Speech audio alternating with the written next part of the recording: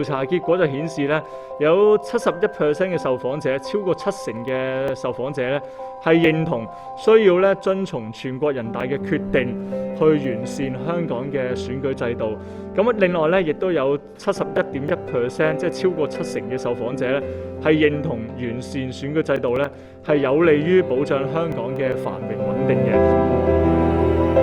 香港係一個自由發聲嘅社會啦，咁全部人有唔同嘅睇法，但係咧喺我哋今次嘅調查證實咗咧，大部分嘅市民咧係相信改善選舉制度咧係對香港有一個好大嘅幫助。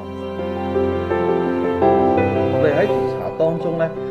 係見到咧，其實大家都已經係接受咗愛國者治港嘅呢一個原則同埋呢個底線。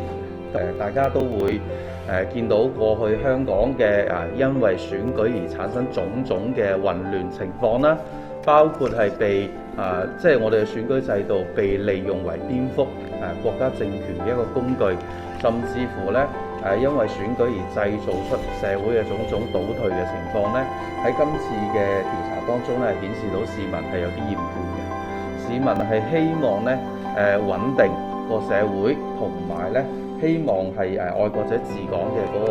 目標咧係即係相當明顯嘅。